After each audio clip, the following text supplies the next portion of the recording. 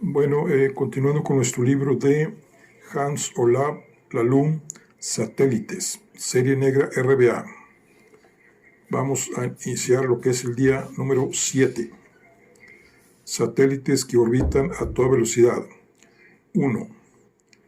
¿Qué crees que encontramos en el bolsillo de la chaqueta de la difunta Yvonne Jensen? Eran las 7:05 de la mañana del viernes 16 de mayo de 1969. Había dormido 5 horas escasas y después me había montado en el coche sin desayunar a la mesa de Erling Charlson Gate 104-108, una Beate, aún adormilada, había servido una selección de bollitos. Frente a mí estaba Patricia, con una taza humeante de café, y por lo que parecía solo vestida con una bata. Sin embargo, me miró muy despierta, como siempre, y me respondió con su tono cortante habitual. Una carta que se parece mucho a la última que recibiste por correo. He de reconocer que no me imagino cuál puede ser el contenido y me encantaría saberlo. Saqué la carta y la lancé a la mesa, casi con rabia. El texto era breve y no se podía negar su parecido con la anterior. Aquí, ahora. Así que ha caído también la hermana del dictador. Muchos pueden seguirla si no descubre pronto quién de nosotros es el malhechor. Patricia leyó el texto a la velocidad del rayo y después volvió a mirarme. Tengo una pregunta sencilla, pero igualmente importante. Estaba cerrado el sobre, asentí con la cabeza. El sobre es justo como los otros dos, con el texto escrito a máquina, y estaba cerrado. No entendí a qué venía esa pregunta, pero estaba claro que Patricia sabía lo que hacía. Asintió satisfecha y soltó una breve carcajada triunfal. Y dijimos de repente a coro. Me quedé callado y la dejé continuar. Y en la parte de atrás del sobre cerrado es posible que hubiera una rayita, pero esta vez no era verde, sino tal vez azul. Roja, le dije, pero asentí impresionado. Patricia sacudió la cabeza, molesta. Esperemos que sea casualidad. El rojo es un poco menos común que el azul, pero también es bastante habitual y puede encontrarse en cualquier despacho y en cualquier casa sin que levante sospechas. Además, todo esto encaja bastante bien con mi teoría. La solución está cada vez más cerca. Asentí con la cabeza maravillado, pero sobre todo aliviado al oír que nos acercamos a algo. De hecho, tengo la esperanza de que daremos con la respuesta a lo largo del día, al menos en lo que respecta a algunos de los asesinatos y sucesos en apariencia inexplicables. Pero para ello, hoy tienes que seguir trabajando en lo que puedas.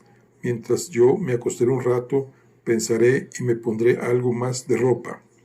Asentí con la cabeza y me serví un bollito. El plato de comida me había recordado el hambre que tenía. Eso haré.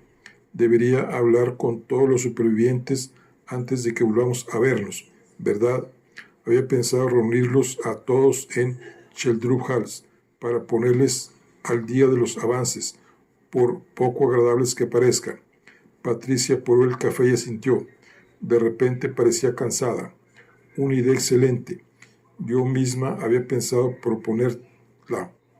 Puede resultar interesante ver quién dice que cuando estén todos juntos. Avísame de inmediato si aparecen más cartas. ¿Puedo ayudarte en algo más antes de que te vayas? Capté la indirecta. Engullí la primera mitad del bollo y me cogí otro para el camino. Me pregunto una cosa. Si el asesino seguía ahí cuando llamé a la puerta y Yvonne Jensen estaba aún con vida, ¿por qué no volvió a disparar? Al principio pensé que el disparo se habría producido escasos segundos antes de que yo entrara, pero de ser así, lo habré oído. Patricia se animó enseguida, se inclinó hacia adelante y me miró muy seria y casi acusadora. Después habló muy deprisa y con tono apasionado. Te lo diré ahora mismo. porque quien disparó a Yvonne Jensen es una persona excepcionalmente fría, inteligente y egoísta. Es una historia desgarradora. El plan era hacer que el asesinato pareciera un suicidio y por eso dejó la pistola al lado de la víctima. Sin embargo, ocurrió algo inesperado. No apuntó bien, por lo que Yvonne Jensen se quedó agonizando en el sofá. El asesino o asesina podría haber acabado con el sufrimiento de su víctima, pero de haberlo hecho, sus planes de hacer pasar el asesinato por un suicidio se verían frustrados. Por eso decidió hacer guardia a la espera de que la víctima falleciera con ese primer disparo. Nunca sabremos cuántos minutos tardó en suceder. Lo que sí sabemos es que su despiadado plan había funcionado a la perfección. Si no hubiera reaccionado con tanta premura a la llamada de Yvonne Jensen y por consiguiente no hubiera llegado a verla aún con vida. A pesar de la falta de sueño, el rostro de Patricia estaba tenso y alerta. Prosiguió de inmediato. Es verdaderamente mezquino hacerle eso a una persona moribunda que sufre, y lo mezquino se transforma en inhumano cuando se trata de una joven embarazada, asesinada en su propia casa. Le dije que estaba de acuerdo y dejé el resto del bollo en el plato. Es lo que dices, un ejemplo extremo de la maldad que es capaz de demostrar el ser humano. Patricia se encogió de hombros molesta. Cuando pronuncié esas palabras no me refería a ese crimen, y lo más probable es que la persona que lo ha perpetrado no sea la misma, pero no sabría decir cuál de los asesinatos es peor. Este caso me resulta repugnante. Hablaba casi con ira y de pronto me fijé en que tenía erizada la piel de los brazos. Me incliné hacia adelante y le apoyé la mano por instinto. Parecía que ese pequeño gesto de calidez humana la ayudó. La piel de gallina se esfumó y la voz de Patricia se revistió en un tono más amable de lo habitual. La gran pregunta del asesinato de esta noche es qué ocurrió justo antes del disparo, cuando el asesino o asesina entró a la casa y apuntó a Yvonne Jensen con la pistola. Es cierto que el llavero sigue extraviado, pero las llaves de Yvonne Jensen no estaban ahí. Por ahora solo veo una única explicación práctica, pero puede haber varias. Y bien, aunque me haya sido un comienzo agradable de un viernes, deberíamos trabajar por nuestra cuenta unas horas. Creo que la mejor división de tareas es que investigues en busca de nueva información mientras yo intento avanzar con lo que tenemos. Puedes llamarme a lo largo del día si tienes alguna pregunta. Capté la indirecta. Retiré las manos de la mesa y me levanté. Capítulo 2. Las últimas noticias de los periódicos antes del fin de semana eran favorables, dadas las circunstancias. La Asamblea Nacional del Partido Laborista ya había terminado, pero aún copaba los titulares y todos los periódicos, a excepción del diario comunista Vierten, alababan la decisión del partido de renovar la participación de Noruega como miembro de la OTAN. Por el contrario, había disparidad de opiniones en cuanto a las perspectivas del Partido Laborista en las elecciones de otoño y que podía suponer el inesperado voto a favor de la Asamblea de la legalización del aborto.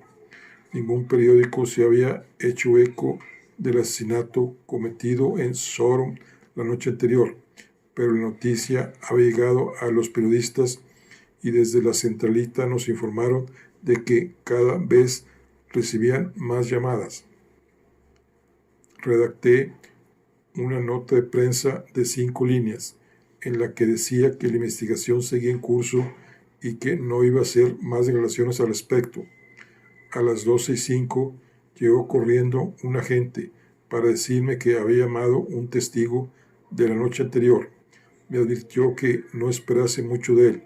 en palabras del propio testigo. En cuanto vi al testigo, comprendí a qué se refería. Era un hombre mayor, delgado y de pelo cano que llevaba un abrigo sencillo de color marrón y miraba al suelo mientras retorcía un gorro con las manos. Me dio un apretón de manos flojo y tembloroso. Discúlpeme si le estoy haciendo desperdiciar su valioso tiempo. No creo que pueda decirle nada importante, pero anoche estuve en la colina que se encuentra junto a la casa de la pobre Yvonne Jensen y vi que había un coche aparcado. Fue mi mujer quien oyó por la radio la petición de que quienes estuvieran ahí se pusieran en contacto con la policía. Ahí solo estaba yo, por lo menos. Yo no vi a nadie más, pero no tengo nada más que contarle, así que tal vez no debería haber venido. Le aseguré que había hecho bien en acudir a verme, pero un par de minutos más tarde yo también tuve que reconocer que no tenía nada interesante que aportar. Vivía en una pequeña granja vecina y había salido a dar un paseo nocturno con el perro por la colina que estaba junto a la casa de Yvonne Jensen. El testigo había pasado por ahí justo a las 11:30 y se había encontrado el coche aparcado ahí arriba en la oscuridad. Había pensado que sería de la policía o de alguien importante y por lo tanto se había alejado del coche en lugar de acercarse a él. El testigo no había visto a nadie más y no sabría decir ni el color ni la marca del coche. Sabía muy pocos de coches. Se disculpó diciendo que nunca se había podido plantear la posibilidad real de comprar uno. El coche que vio tenía un techo y 4 ruedas, pero no se atrevería a dar más detalles. La conversación me resultó deprimente, pero parecía que para el testigo era aún peor. Al final, enterró la cabeza entre las manos desesperado. Después de 72 años de vida, sin haber conseguido gran cosa, he tenido que ser testigo de cómo hacinaban a mi pobre vecina en su propia casa. Estaba al lado y no entré a ver qué pasaba. Es terrible. Que Dios Todopoderoso me perdone, suspiró. Traté de consolarlo y le pregunté por sus vecinos, pero de ahí tampoco saqué nada en claro. Tanto él como su esposa sabían que Yvonne Jensen no lo había tenido nada fácil. Su padre era un borracho y su madre estaba deprimida, pero los vecinos ya tenían bastante con lo suyo y no querían entrometerse. Nadie podía decir nada malo de Yvonne, pero tampoco nadie la conocía muy bien. Trabajaba mucho y los últimos años solo pasaba por casa para dormir. Le pedí al testigo que esperase unos minutos y llamé a Patricia desde mi despacho. No creía que pudiera sacarle nada más, pero tampoco me atrevía a dejar que se marchara sin hablar antes con ella. Patricia parecía más despierta que antes y escuchó con atención las novedades. Solo tengo una pregunta para él, pero puede que sea importante. Cuando pasó por delante del coche, estaba abierta la puerta del lado del conductor. No entendía nada, pero le transmití la duda de Patricia. Me miró sorprendido, pero pareció de buen humor. No, y se lo puedo decir con total seguridad, y la mano en el corazón. Si la puerta del conductor hubiera estado abierta, me habría dado cuenta. Habría ido a mirar qué pasaba. Estoy convencido. De pronto el hombre parecía animado, divertido, incluso. Repitió 2 veces que la puerta del coche no estaba abierta y después me preguntó si era importante. Yo seguía sin comprender a qué venía la pregunta, pero le respondí que podría hacerlo y le di las gracias en mi nombre y en el de todo el cuerpo de policía. Aliviado, el hombre me dio un apretón de manos y salió casi flotando del despacho. La puerta se cerró tras él, pero volvió a abrirse medio minuto más tarde. Vino a ofrecerse a firmar una declaración por escrito de que la puerta del coche estaba cerrada, si pudiera resultar de utilidad para la investigación. Le dije que hasta nueva orden bastaría con la declaración oral, pero que si la necesitábamos por escrito, nos pondríamos en contacto con él más adelante. Se despidió con un gesto alegre y me aseguró que se quedaría en casa y que madrugaría hasta que el caso estuviera resuelto. A pesar de las circunstancias, me quedé sentado con una sonrisa en los labios hasta que el testigo se marchó de la comisaría. No sé muy bien qué pretendía Patricia con esa pregunta, pero estaba claro que nos había alegrado el día a mí y a ese bien intencionado testigo. 3. A la hora de la comida, con el corazón desbocado, me reuní con el agente que había hecho guardia en Sheldrup Halls. Por suerte, su informe me tranquilizó. Había estado de guardia toda la noche y no había visto que nadie intentara salir ni entrar del edificio. Los perros ladraron con violencia poco antes de las 10:30 de la noche y volvieron a ladrar a eso de la 1 de la madrugada. En ambos casos parecía que nada los había provocado. Por lo demás, la noche había transcurrido sin sobresaltos. Después llamé a Sheldrup Halls y propuse que nos reuniéramos ahí a eso de las 3 de la tarde. Sandra Sheldrup se mostró de acuerdo. No conseguí contactar con uno de los 8 supervivientes por teléfono. El corazón me latía cada vez más deprisa con cada tono del teléfono de Ingrid Sheldrup. Enseguida entendí la situación y llamé al hospital, donde me informaron que la habían ingresado esa mañana. El agente que estaba de guardia frente a su casa la había llevado hacia una hora en un estado crítico.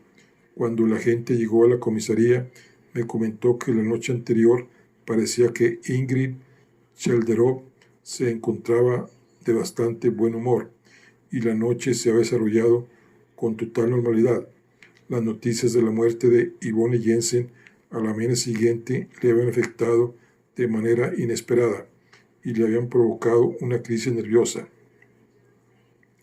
Ya en el hospital le habían dado calmantes y se esperaba que durmiera hasta la noche. Me resigné. Además, lo que me decía la gente excluía la posibilidad de que Ingrid Sheldrup hubiera asesinado a Yvonne Jensen. Localizar al resto fue fácil, pero sacarles información útil no tanto. El señor y la señora Wendelove habían estado juntos en casa por la noche y Herlofsen había estado solo.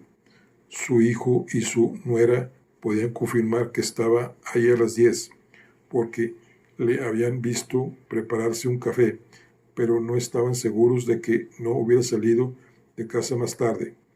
Magdalena Sheldrup dijo que había estado en casa, pero no tenía coartada. Estaba intranquila por carecer de coartada ante un nuevo asesinato. Federico Sheldrup, por su parte, había recibido la visita de su novia esa noche, pero se sentía indispuesto y le pidió que se fuera a eso de las 10:30. Desde entonces hasta la mañana siguiente solo había tenido la compañía de la cama y el mueble bar.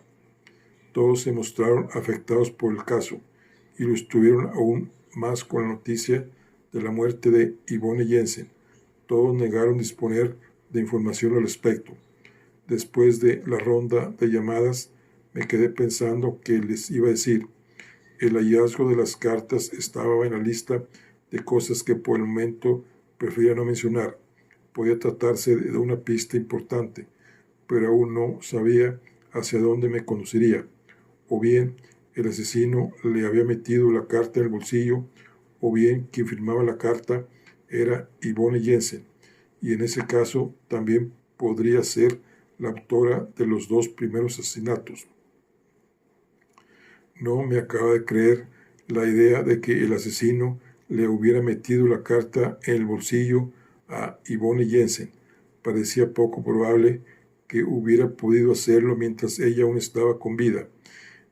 Esa posibilidad se vio aún más debilitada cuando llegó el informe de huellas. Las únicas huellas que se habían encontrado en el sobre eran las de la propia Yvonne Jensen. Tenía sentido que Yvonne Jensen asesinara tanto a Magdaleno. Tenía sentido que Yvonne Jensen asesinara tanto a Magdaleno como a Leonardo Chalderoux. Si hubiera sabido lo que decía el testamento, tendría motivos para cometer ambos asesinatos, y en su casa, en una caja metálica de la que tenía la llave, había una copia del testamento, dentro de un sobre que llevaba su nombre. En cualquier caso, la mayor pregunta seguía siendo quién había asesinado a Yvonne Jensen. 4. Como era de esperar, los 7 invitados que a eso de las 3 de la tarde ya ocupaban sus asientos habituales a la mesa del comedor en Chalderoux Halls escucharon mis noticias sobre la situación tras la muerte de Yvonne Jensen.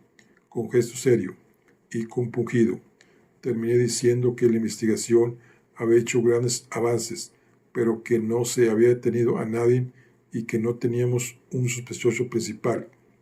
Se hizo el silencio. Estaba preparado para oír insultos hacia mi persona y mi labor de investigación. 6 días después de que me sentara allí a la mesa y fuera testigo de la muerte de Magdaleno Chalderoux, aún no había conseguido detener a su asesino. Es más, 2 de los invitados a la mesa también habían sido asesinados. Por suerte, parecía que ninguno de los presentes deseaba mantener una confrontación de ningún tipo conmigo. Cuando cruzamos la mirada, María Irene me sonrió de forma casi imperceptible. Los demás no mostraron reacción alguna al verme, pero se miraban cada vez con mayor antipatía entre ellos. Herlofsen miró a los Wendelove con el ceño fruncido, y la señora Wendelove le devolvió la mirada. Los 3 miraron de reojo a Magdalena Chalderoux, que fumaba más de lo habitual y miraba desconfiada en todas direcciones. Sandra Chalderoux miró primero a su cuñada Magdalena y después a su hijastro Federico, y a ninguno de los dos le dedicó una mirada amable. Federico Chalderoux le dio un sorbo a su copa de vino y por el momento parecía impasible ante la situación. Yo estaba impaciente por ver quién tomaría primero la palabra. Me sorprendió oír la voz ronca de Magdalena con una defensa más que ofensiva. Todos entendemos que este es un caso complicadísimo, pero ya que quienes han fallecido son mi hermano y 2 de sus 4 herederos, hay motivos para pensar en quién tiene algo que ganar de todo esto. Estas palabras fueron la gota que colmó el vaso. 2 personas se quedaron sentadas, tranquilas e inexpresivas, las 2 que mejor me caían, el viejo Peter Johannes Wendelove y la joven Marie-Irene Chalderoux. El resto había prorrumpido en gritos. Sandra Chalderoux exclamó que no tenía por qué aguantar tales acusaciones cuando tanto ella como su hija eran las únicas que podían demostrar que no habían cometido ninguno de los 2 últimos asesinatos. Magdalena le respondió en tono cortante que ella no había dicho nombres, pero que le gustaría recordar que existía la posibilidad de que se hubieran formado alianzas y que nadie tenía una coartada para el envenenamiento de Magdaleno. Después añadió que había quien cargaba con viejos resentimientos de los años de la guerra. Herlofsen se sonrojó y dijo que había 3 candidatos en la sala y que le gustaría saber a quién se refería Magdalena. La señora Wendelove, por lo habitual discreta, dijo con lágrimas en los ojos que estaba claro que Magdalena se refería a Herlofsen, pero que ella, más que nadie, debería andarse con cuidado, con sacar viejos pecados de la guerra. Sandra Chelderú intervino de nuevo indignada y dijo que se podría ver quién salía ganando con el testamento, pero que tal vez sería mejor empezar por quienes habían recibido una escasa herencia y carecían de coartada. En ese momento, hasta Federico Cheltrup, que hasta entonces había estado tranquilo, estalló y dijo que le parecía tan respetable acostarse con alguien por dinero que matarlo para ese mismo fin. El arrebato de Federico Segelstrup hizo que toda la sala se volviera hacia él, a pesar de que enseguida recobró la compostura y se disculpó. Herlofsen y la señora Wendelove dejaron de mirarse entre ellos para mirarlo a él. Hasta Peter Johannes Wendelove se giró discreto hacia Federico Cholderú. Con cierta irritación vi que María Irene dejaba de mirarme a mí para mirar a su hermano. Magdalena Chelderú apuraba el tercer cigarrillo de la tarde y entre una calada y la siguiente expresó la duda de si una declaración así no podría considerarse una confesión.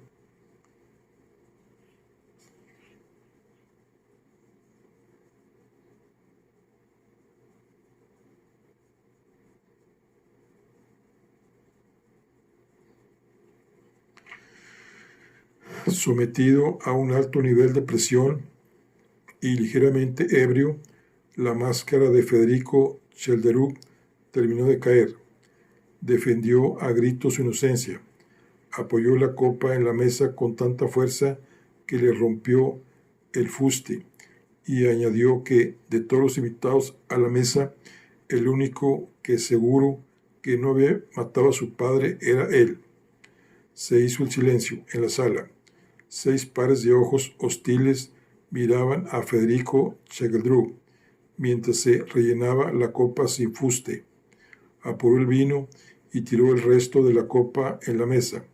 Con decisión, se puso de pie y me preguntó si estaba detenido. Le respondí que había tomado nota de su arrebato y de su comportamiento. Le dije que no estaba detenido, pero que a partir de ahora necesitaría mi permiso explícito para desplazarse entre Baido y Gularsen. Recibió mis palabras como una provocación. Se puso delante de mí y exclamó lo siguiente: tienes que ser consciente de cómo está la situación ahora mismo. Han asesinado a mi padre y a mi hermano. Me quieren cargar con la culpa y estas personas son capaces de matarme a mí también. O me detienes mañana o me das permiso para marcharme a Sudamérica. La cárcel y Brasil son los 2 únicos sitios en los que puedo sentirme a salvo de esta escoria humana. Antes de que pudiera contestar, ya había salido a toda prisa de la sala y del edificio. 6 pares de ojos me observaron en silencio cuando lo dejé marchar. Me puse a tomar notas con diligencia para que quedara claro que no iba a olvidarme de su comportamiento. Sandra Chelderú había recobrado la compostura, pero su tono aún era cortante cuando me dijo que, a la espera de una detención, su hija y ella necesitaban seguir contando con vigilancia policial. Magdalena Chelderú dijo lo mismo. Les aseguré que podían contar con ello. Cuando Magdalena Chelderú asintió con un breve cabeceo, su rostro me recordó al de una lechuza. Me estrechó la mano al pasar y salió del edificio sin mirar siquiera al resto. La señora Wendelove se inclinó hacia adelante y le susurró algo al oído a Hans Herlofsen, que también asintió. Le lancé una mirada inquisitiva y les pregunté si alguien más necesitaba vigilancia policial para esa noche. La señora Wendelove miró a su marido, que negó con la cabeza, como si de un extraño eco se tratara. Herr Lobsen hizo lo mismo. Los tres se pusieron en pie de inmediato para marcharse. Los acompañé al pasillo y le pregunté a la señora Wendelove qué le había dicho a Herr Lobsen. Me aseguró que solo se había disculpado por su arrebato. Herr Lobsen me confirmó que así era, pero le pidió con un tono algo brusco que repitiera también lo otro que le había dicho. Ella palideció, le lanzó una mirada fulminante y después repitió lo que había dicho. Tienen que haber sido o Federico o Magdalena. Herr Lobsen asintió, dijo que eso mismo creía él y se fue a un paso más rápido que el del habitual. Me quedé parado en la escalera con el matrimonio Wendelboe. Insistí en mi propuesta de ofrecerle vigilancia policial, lo que suscitó el primer comentario del día de Peter Johannes Wendelove. No, gracias. No tenemos pensado salir ni esta tarde ni por la noche. Y si alguno de los demás decide hacernos una visita, que lo dudo, le daríamos una cálida bienvenida. Me pareció ver un esbozo de sonrisa en los labios de Peter Johannes Wendelboe al decirlo. En ese momento me di cuenta de que él, al contrario que todos los demás, parecía disfrutar de esa dramática situación. No fui capaz de decidir si se debía a algo más que a sus tensas experiencias durante la guerra. Un segundo más tarde, su rostro volvió a ser tan inexpresivo como el de una estatua. Tanto él como su esposa me echaron la mano y se fueron de la casa sin mediar palabra. Me quedé un par de minutos en la entrada. Entonces sucedió lo que estaba esperando. María Irene bajó las escaleras casi bailando. Me mostró su maravillosa sonrisa y se disculpó porque el ambiente en Cheldrup-Hals, aunque animado, no resultaba demasiado agradable. Esperemos que todo mejore con el tiempo, cuando pase esta pesadilla, apuntó, con una sonrisa aún mayor. ¿Crees que falta mucho tiempo para eso?, me preguntó en voz baja. Le respondí que esperaba y deseaba que pudiéramos solucionar el caso en un par de días. María Irene asintió con la cabeza y me lanzó una mirada inquisitiva, pero volvió a asentir cuando me limité a mirarla muy serio. Me dio un abrazo apresurado y subió las escaleras casi sin hacer ruido. Cuando ya se había ido, me quedé ahí unos minutos más, mirando hacia arriba. Después salí a la calle a adentrarme en ese día de mayo. Me fui de Cheldrup-Hals con una extraña sensación de inseguridad. Después de la reunión con los supervivientes que habían sido invitados a la última cena de Magdaleno Cheldrup, entendí mejor que nunca la descripción que Patricia hacía de ellos, personas satélites, en un universo cuyo punto de gravedad ha desaparecido. La mirase como la mirase, la situación aún me parecía inestable y poco clara, y no se aclaró ni un poco con el nuevo hallazgo que se había encontrado en casa de la difunta Cindy Jensen y que me esperaba en el despacho. Capítulo 5. Bueno, ¿qué te parece? Una línea azul en la parte de atrás del primer sobre y una negra en la del segundo. Apoyé las cartas sobre la mesa y se las pasé a Patricia. El texto de la carta que estaba en el sobre con la línea azul decía lo siguiente: aquí, ahora. Así que ha caído una de las mujeres del dictador. Muchos pueden seguirla si no descubre pronto quién de nosotros es el malhechor. Mientras que el texto de la carta que estaba en el sobre con la línea negra decía lo siguiente: aquí ahora. Así que ha caído uno de los amigos del dictador. Muchos pueden seguirlo, si no descubre pronto quién de nosotros es el malhechor. Patricia se quedó unos segundos pensativa y después sonrió con timidez. Es una noticia deprimente, pero encaja bastante bien con mi teoría y con las circunstancias. Así que estaban entre las páginas de dos libros distintos de la mesita de noche de Yvonne Jensen y el sobre estaba cerrado. No, asentí, pero no veía a qué venía la pregunta. Patricia siguió con su interrogatorio sobre aspectos técnicos. Dijiste que solo se habrían encontrado huellas de Yvonne Jensen en el sobre que tenía en el bolsillo. ¿Había huellas suyas solo en el sobre o también en la carta? Solo en el sobre. En la carta no había huellas de ningún tipo. Patricia sintió pensativa, pero exhaló un hondo suspiro. Le pregunté preocupado si acaso eso no encajaba con su teoría. Me respondió que sí, que encajaba, pero que le llevaba a una conclusión deprimente. No entendía a qué se refería con eso, cuando nos encontramos en una situación en la que yo habría estado satisfecho con cualquier cosa que se acercara a la conclusión de alguno de los tres asesinatos.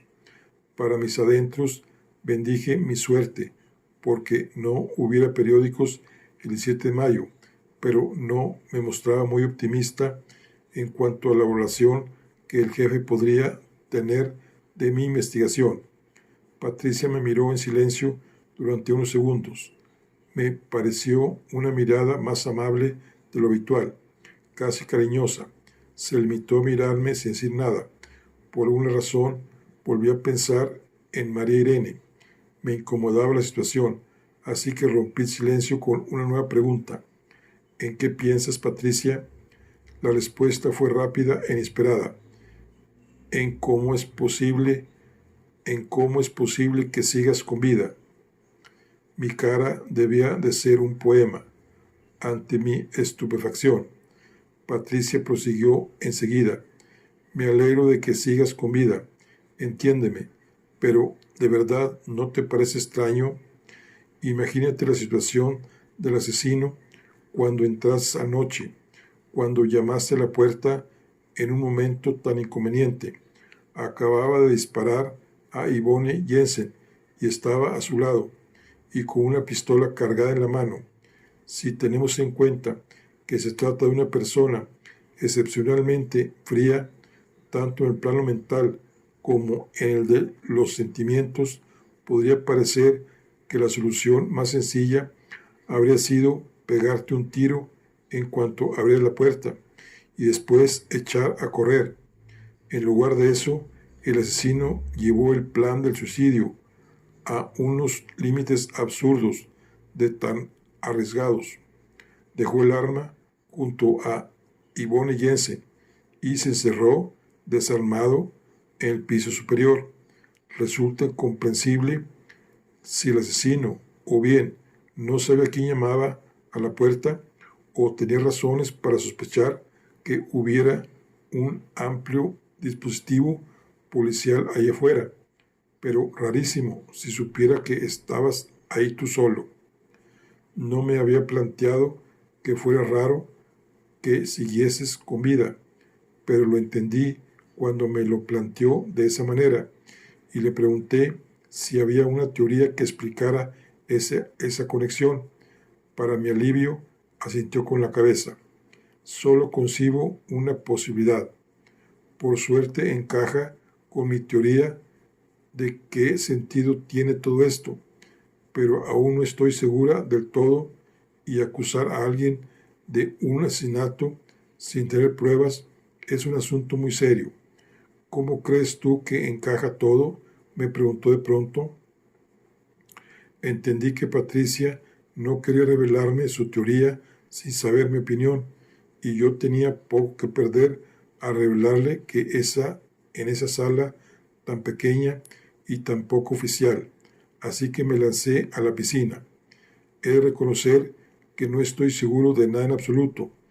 Creo que tienes mucha razón cuando dices que hay varias personas involucradas. Ayer estuve a punto de tener a Hans Herlofsen. Hoy, mi principal teoría es que Magdalena Cheltrup era el príncipe oscuro y asesinó a 2 miembros de la resistencia durante la guerra, mientras que Yvonne Jensen fue quien escribió las cartas y asesinó tanto a Chelderup padre como a Chelderup hijo. Yvonne Jensen habría planeado varios asesinatos. El siguiente habría sido el de Magdalena, pero ella se le adelantó. Patricia se me quedó mirando con los ojos como platos. Te superas, apuntó muy seria en apariencia. La alegría me duró unos 10 segundos. Después prosiguió en un tono menos amable. No me habría imaginado que fuera posible decir tantas cosas equivocadas en solo un par de frases y en un estadio tan avanzado de investigación de un asesinato. Magdalena Cheltrup ni es el príncipe oscuro ni fue quien mató a Yvonne Jensen. Yvonne Jensen no asesinó ni a Cheltrup padre ni al hijo. Nunca planeó un asesinato y tampoco escribió ninguna de esas cartas. Por último, la persona que asesinó a Yvonne Jensen y el príncipe oscuro no son la misma persona. Era una reprimienda en toda la regla, incluso viniendo de Patricia. Por suerte tenía un as en la manga y estaba dispuesto a jugármelo. ¿Estás segura de que la persona que asesinó a Yvonne Jensen no era el príncipe oscuro? ¿Acaso no usó la misma pistola? Patricia negó con la cabeza con energía. No digas tonterías. Que usara el mismo tipo de pistola ha de ser alguna broma extraña del asesino. Saqué una hoja con aire triunfal y la dispuse en la mesa.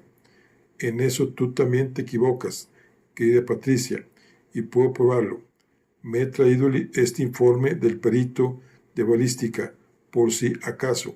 ¿Estás 100% seguro de que las balas que acabaron con la vida de Hans Peter Niels y Björn Barden en 1941 salieron de la misma pistola? Walter, que ayer estaba en el suelo de la casa de Yvonne Jensen. Han limado el número de registro, así que no se puede rastrear, pero sin duda el arma es la misma. Más tarde me arrepentí de no haber llevado también una cámara. Como por arte de magia, el rostro de Patricia se transformó en el rostro de mujer más sorprendido que había visto en mi vida. Era la cara de una persona que de repente había visto cómo se le derrumbaba ante los ojos su imagen del mundo y de la vida. Entonces de repente le brotó una sonrisa. Para mi sorpresa, Patricia profirió un grito triunfal. ¡Eureka! Después echó a reír con una carcajada estruendosa y desgarradora.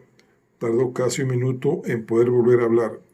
Disculpa mi comportamiento excéntrico, pero acabas de hacer encajar la última pieza de mi puzzle. Es increíble lo irónico que puede ser el destino algunas veces. La miré desconcertada. Ella se rió un poquito más, pero volvió a ponerse seria. Ya basta de empatía y de todos esos lujos innecesarios. Solo nos falta un detalle en relación con la muerte de Leonardo Cheldestrup.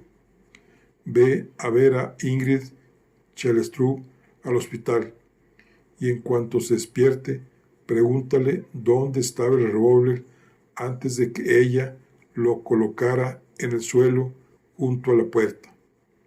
Cuando lo sepas, vuelve y te aclararé cómo encaja todo esto con los otros 2 asesinatos. La miré sorprendido y algo escéptico. Creía que estábamos de acuerdo con que Ingrid Chelderov no había tenido nada que ver con la muerte de su único hijo. Patricia asintió impaciente y señaló discreta a la puerta. Nadie está diciendo que haya tenido nada que ver con la muerte de su hijo, pero el revólver que acabó con la vida de su hijo estaba en otro sitio cuando ella llegó esa mañana. La ubicación del revólver es decisiva para saber quién disparó a Leonardo Chelletrup, y cuando confirme mi teoría de quién disparó a Leonardo Chelletrup, podré explicarte todo lo que necesite explicación, incluso quien espolvoreó los frutos secos en la comida de Magdaleno Chelletrup y quien disparó a Yvonne Jensen. Era una oferta que no podía rechazar, sobre todo si tenía en cuenta mi última conversación con el jefe, así que me dispuse a marcharme. Patricia me detuvo con un último comentario. Déjame que te cite de memoria a Sherlock Holmes en una de las mejores novelas de Conan Doyle. Fíjate en lo que hacían los perros la noche que se cometió el asesinato. La miré confundido. Pero si te refieres a los perros de Sherlock Holmes, no hicieron nada la noche que asesinaron a Leonardo Chelletrup. Patricia asintió satisfecha. Exacto. La miré desconcertado, pero Patricia, toda misteriosa y divertida, no hizo más que indicarme el camino a la puerta. 3 minutos más tarde, yo ya estaba en el coche de camino al hospital. En el trayecto pensé mucho en la misteriosa despedida de Patricia y no fui capaz de entender a qué venía eso de que los perros hubieran estado tranquilos la noche en que asesinaron a Leonardo Chelletrup en su piso de Escollén.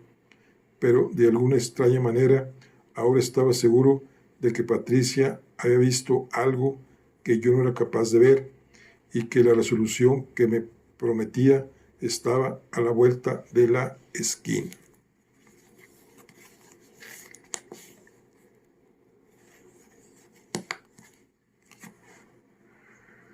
Capítulo 6. Ingrid Chelletrup había dormido profundamente, pero se acaba de despertar cuando llegué al hospital.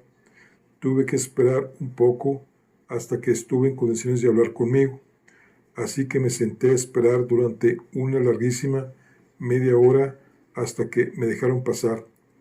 Para entonces ya había entendido quién había disparado a su hijo y por qué estaba el revólver donde estaba. Tenía que admitir que resultaba todo lo plausible que podían ser las cosas en este caso. Ingrid Chelletrup mantenía la dignidad durante lo que había sido la peor recaída de su vida. Estaba algo hundida, pero vestía con ropa de calle y estaba sentada en una butaca. Tenía la cara inexpresiva y se movía con torpeza. Aparentaba 6 años más que la primera vez que la vi, 6 días antes. Incluso me pareció que tenía más canas en su melena oscura. Durante nuestra breve conversación, parecía que el cuerpo le colgaba de la silla. La cabeza se le movía lentamente hacia adelante y hacia atrás sobre el delgado cuello y tenía los ojos despiertos y la mirada clavada en mí desde que entré por la puerta. Asintió con la cabeza, pero no dijo nada ni realizó ningún otro movimiento. Me senté despacio en la silla que estaba frente a la mesa. Mi rostro estaba a 1 metro escaso del suyo. Disculpe que la moleste. Le doy el pésame en nombre de todos nosotros por la muerte de su hijo. No tenemos motivo para pensar que haya tenido algo que ver con ninguno de los 3 asesinatos.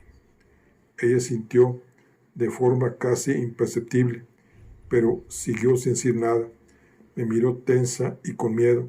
Sin embargo, ahora tenemos motivos para pensar que nos ha proporcionado información falsa sobre un asunto que puede resultar decisivo para la investigación.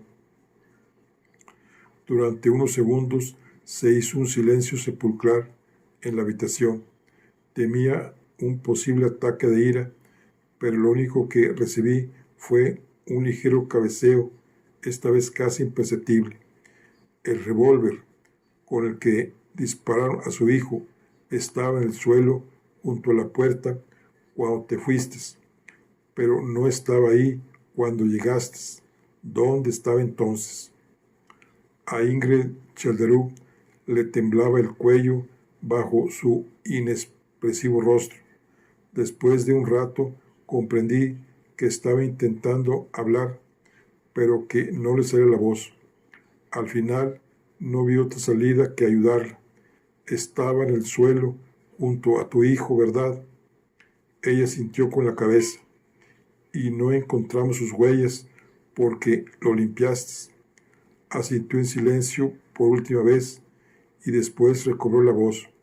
Sonaba muy bajito, pero me alegré de oírla en el silencio tenso que nos separaba.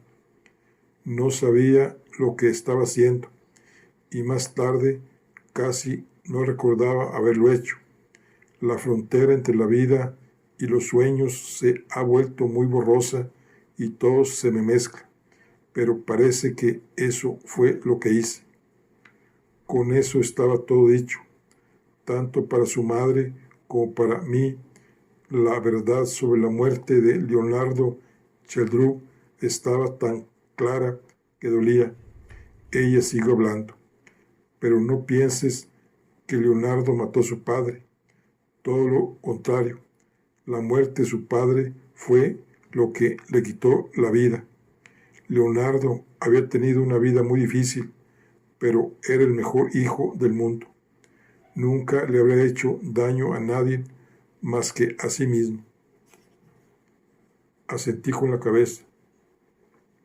Te creo, pero por muy confundida y triste que estuvieras, entendiste que eso es lo que pensaríamos que había pasado, que si saliera a la luz que se había pegado un tiro, todo el mundo creería que Leonardo habría matado a su padre y que después se habría arrepentido, y comprendiste que era importante borrar sus huellas. Ella sintió. Lo siento, añadió con voz llorosa. Me puse en pie para marcharme. De repente me planteó una pregunta inesperada. La pobre secretaria a la que disparó anoche, apenas la conocí y pertenecía a otra clase social, pero espero por ella y por mí que las cosas no hubieran sido distintas si yo hubiese dicho la verdad antes. Me habría gustado decirle que no, pero tuve que decir la verdad, que por ahora nadie podía responder a esa pregunta y que era posible que nadie pudiera hacerlo nunca. Por fin se produjo un movimiento en el cuerpo hundido en la butaca. Levantó las manos a una velocidad insospechada y se tapó la cara con ellas. Le di las gracias por su ayuda y abandoné la habitación lo más sigilosamente que pude.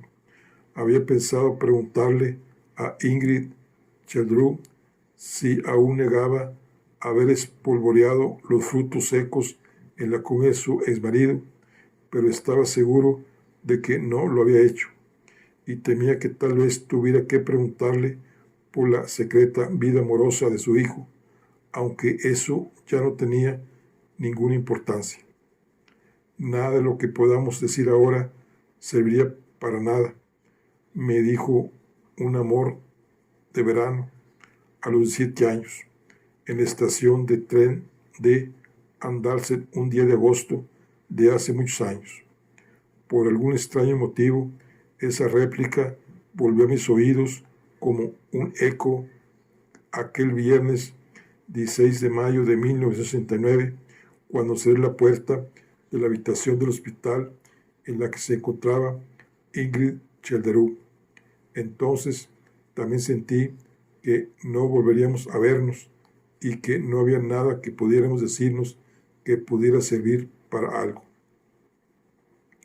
En el camino de vuelta a casa me di cuenta de lo mucho que me aterrorizaba tener que contarle todo esto a Peter Johannes Wendelove, que tendría que recorrer el arduo camino que lo separaba de la habitación de su esposa para decirle que Leonardo Chiletrous se había quitado la vida pocas horas después de la amenaza telefónica de su esposa.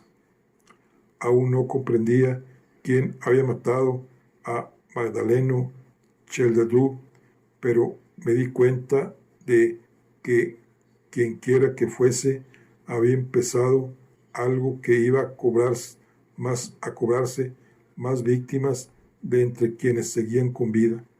Entonces pensé en el comentario de Patricia sobre que los 10 invitados a la última cena de Magdaleno Chiletrous eran personas satélites.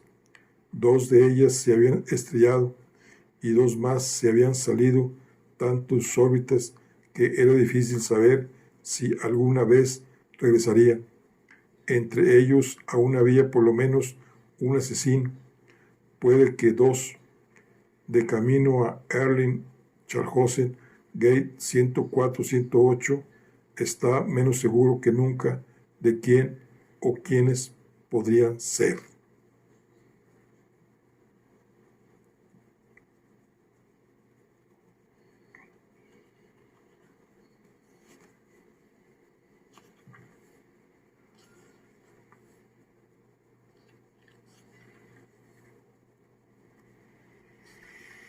Bueno, aquí concluimos la charla del día de hoy. Nos vemos en la siguiente. Hasta luego.